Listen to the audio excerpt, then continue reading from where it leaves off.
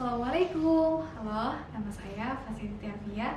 Saya kuliah Universitas Nahdlatul Ulama Indonesia yang biasa disingkat UNESIA, cabang Kemang Bogor. Oh iya, cabang kampus UNESIA selain di Kemang ada juga loh, ada di Kedoya dan di Matraman, Jakarta.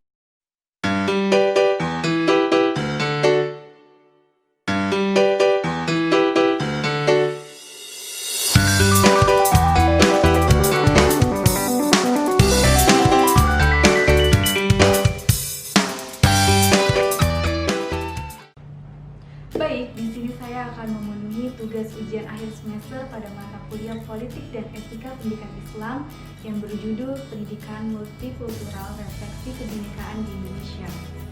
Langsung saja masuk pembahasan. Poin yang pertama yaitu apa sih pengertian dari pendidikan multikultural? Pendidikan multikultural adalah proses pengembangan seluruh potensi manusia yang menghargai pluralitas dan heterogenitasnya sebagai konsekuensi keragaman budaya, etnis, suku, dan aliran. Pendidikan multikultural menekankan sebuah filosofi pluralisme budaya ke dalam sistem pendidikan yang didasarkan pada prinsip-prinsip persamaan, saling menghormati dan menerima, serta memahami dan adanya komitmen moral untuk sebuah keadilan sosial. Lestiana mengatakan bahwa pendidikan multikultural merupakan kebijakan dan praktik pendidikan yang berusaha untuk menegaskan pluralisme budaya, perbedaan gender, kemampuan, kelas sosial, ras, seksualitas. Dijelaskan juga, sekolah membantu siswa dan berhubungan dengan budaya, etnis, dan keberagaman lainnya.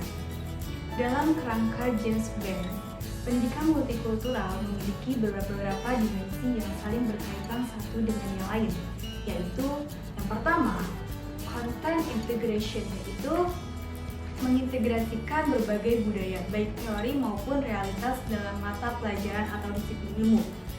Yang kedua, the knowledge construction process, yaitu membawa siswa untuk memahami implikasi budaya ke dalam sebuah mata pelajaran.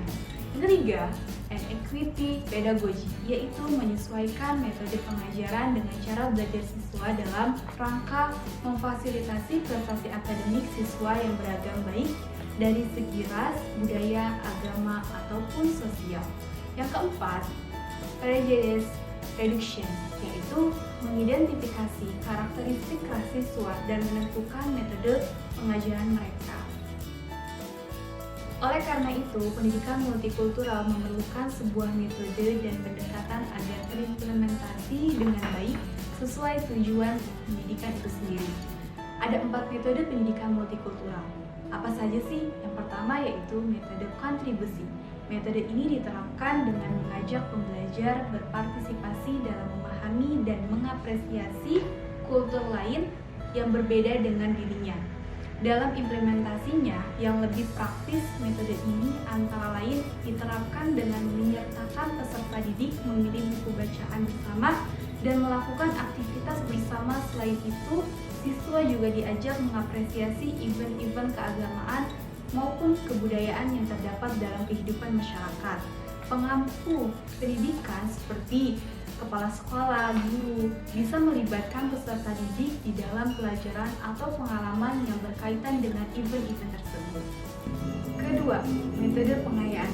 Metode ini memperkaya kurikulum dengan literatur dari atau tentang masyarakat yang berbeda kultur, etnis atau agamanya.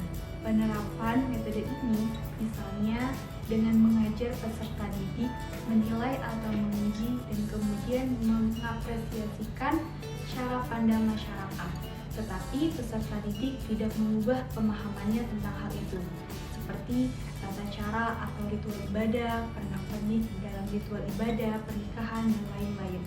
Ketiga, metode transformatif. Metode ini secara fundamental berbeda dengan 2 metode sebelumnya.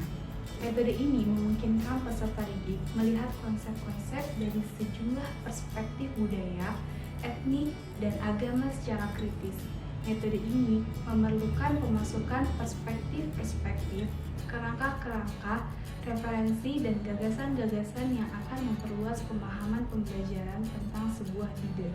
Jika pada metode pengayaan lebih menggali titik temu dari etnisitas, budaya, dan agama, maka dalam metode transformatif justru sebaliknya, membuka nilai-nilai negatif dari budaya, etnik, dan juga agama.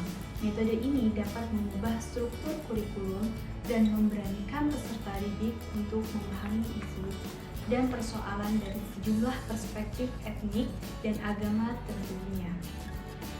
Misalnya, membahas konsep makanan halal, poligami, jihad, trinitas, dari agama atau kebudayaan tertentu yang berpotensi menimbulkan konflik dalam masyarakat. Metode ini menuntut pembelajaran mengelola pemikiran kritis dan menjadikan prinsip kebinekaan sebagai premis dasarnya. Keempat, metode pembuatan keputusan dan aksi sosial. Metode ini mengintegrasikan metode transformasi dengan aktivitas nyata di masyarakat, yang pada gilirannya bisa berdampak terjadinya perubahan sosial. Peserta didik tidak hanya dituntut untuk memahami dan membahas isu-isu sosial, tapi juga melakukan sesuatu yang penting berkaitan dengan hal itu. Artinya, peserta didik tidak hanya berhenti pada penguasaan teori, tapi juga terjun langsung di masyarakat untuk menerapkan teori-teori yang mereka peroleh dari ruang pendidikan. Metode ini memerlukan peserta didik tidak hanya mengeksplorasi dan memahami dinamika keterbelakangan, ketertindasan, atau ketidakadilan, tetapi juga berkomitmen untuk membuat keputusan dan mengubah sistem melalui aksi sosial.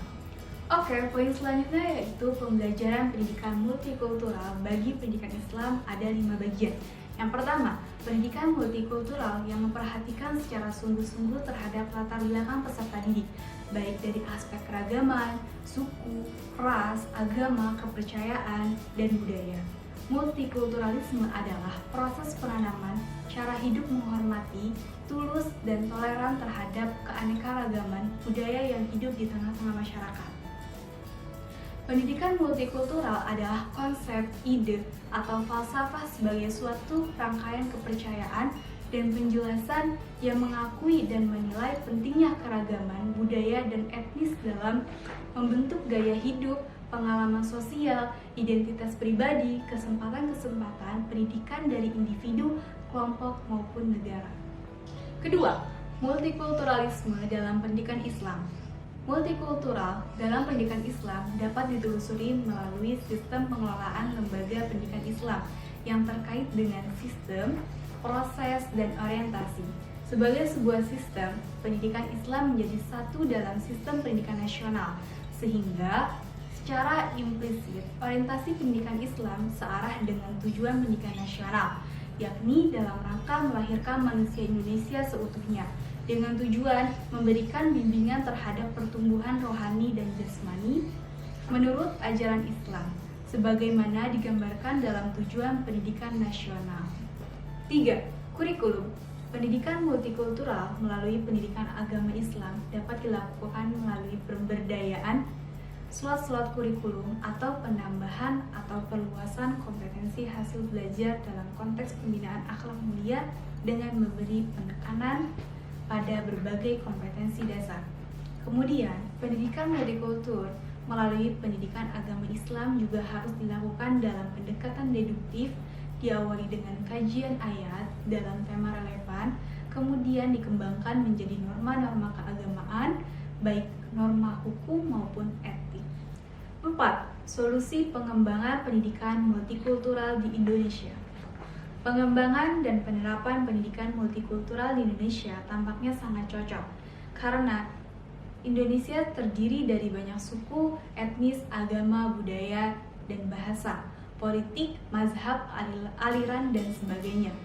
Karena perbedaan-perbedaan ini akan menimbulkan konflik yang bukan hanya dalam tataran konflik laten, tapi bahkan sampai pada konflik terbuka yang menelan korban harta dan jiwa. Sehingga menurut Haziq, desain pengembangan multikultural ini merupakan keniscayaan karena manusia sebagai objek dan subjek pendidikan memiliki kesadaran psikologis dalam 3 tahapan. Yang pertama, tahap etis, yang kedua, tahap estetis, yang ketiga, tahap religius. 5. Tujuan pendidikan Islam. Zakia Derajat membagi tujuan pendidikan Islam menjadi 4 tujuan, yakni tujuan umum, tujuan akhir, tujuan sementara, dan tujuan operasional. Tujuan umum adalah tujuan yang akan dicapai dengan semua kegiatan pendidikan, baik dengan pengajaran maupun yang lainnya, yang meliputi semua aspek kehidupan manusia, baik sikap, tingkah laku, penampilan, kebiasaan, maupun pandangan. Dalam hal ini, tujuan umum pendidikan Islam harus dikaitkan dengan tujuan nasional. Tujuan nasional negara di mana pendidikan Islam dilaksanakan, serta lembaga penyelenggaraan pendidikan Islam yang bersangkutan. Tujuan akhir adalah tujuan yang akan tercapai ketika masa hidup di dunia ini telah berakhir. Artinya, tujuan ini dapat dilihat bagaimana keadaan peserta didik ketika meninggal dunia. Dalam hal ini, tujuan akhir pendidikan Islam adalah insan kamil yang mati dan menghadap Allah dalam keadaan takwa dan muslim. Tujuan sementara mengandung arti tujuan yang akan dicapai setelah anak didik diberi sejumlah pengalaman tertentu yang direncanakan dalam suatu kurikulum pendidikan formal. Tujuan sementara pendidikan Islam adalah terbangunnya insan kamil yang bertakwa dalam semua tingkatan pendidikan Islam. Sedangkan tujuan operasional adalah tujuan praktis yang akan dicapai dengan sejumlah kegiatan pendidikan tertentu. Tujuan instruksional pendidikan Islam dalam hal ini adalah kemampuan dan keterampilan insan kamil pada ukuran anak menuju pada insan kamil yang semakin sempurna. Baik, sekian pemaparan dari saya, kurang lebihnya mohon maaf. Wassalamualaikum warahmatullahi wabarakatuh. Bye, don't forget to like, subscribe, and comment.